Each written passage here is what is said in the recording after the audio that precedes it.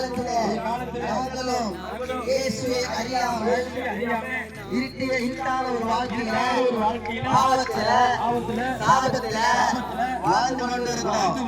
அப்படிப்பட்ட வாழ்க்கையில சந்தோஷம் இல்லை, சமாதானம் இல்லை.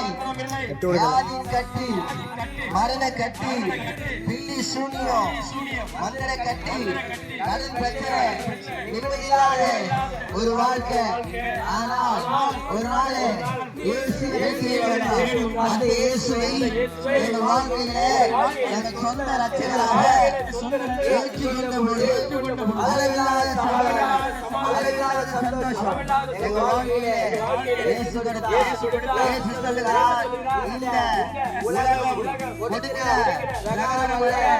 என்னுடைய சமாதானத்தை நான் கொடுக்கிறேன், என்னுடைய சமாதானத்தையே வைத்து போகிறேன் என்று இயேசு சொல்லுகிறார். அந்த தேவ பிள்ளையே, இன்றைக்கு அந்த இயேசுவை நாங்கள் அறிவிக்கிறார். அந்த இயேசுவை நீங்கள் மறுநாள் ஏற்றுக்கொண்டு இந்த இயேசுவிடத்தில் வருவீர்கள் என்றால் அந்த இயேசு உங்களை விடுவித்து மரண கட்டுகளில் மரண வியாதியில் வியாதி படுக்கைகளிலும் கடன் பிரச்சனைகளிலும் போத பழக்கத்தில் குடி பழக்கத்தில் இருப்போம்.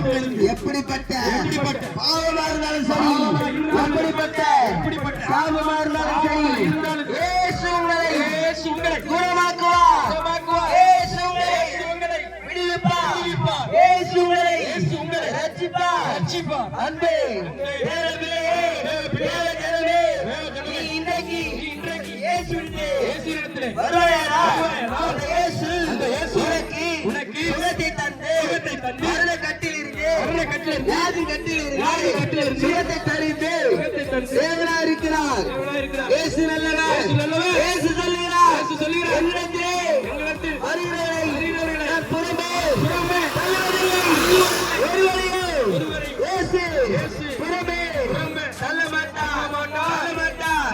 ஐயோ, இந்த போத பழக்கத்திலிருந்து குடி பழக்கத்திலிருந்து சாபத்திலிருந்து வியாதியிலிருந்து எனக்கு விடுதலை கிடைக்கலையே, என்னிலிருந்து யார் என்னை விடுதலை ஆக்குவாங்க என்று சொல்லி நீ யோசித்துக் கொண்டிருப்பார்கள். அன்றைக்கு எங்களுக்கு வருகிறவரை நான் ஒரு நாள் சிறமே தள்ளுவதில்லை. அந்த இயேசு உனக்கு வந்திருக்கிறார்.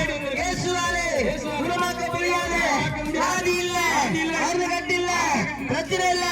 எதுவா இருந்தாலும் வருத்தப்பட்டு ஆரோக்கியமற்றே நீங்கள் எல்லாரும் இடத்துக்கு வாருங்கள், நான் உங்களை குணமாக்குவேன்.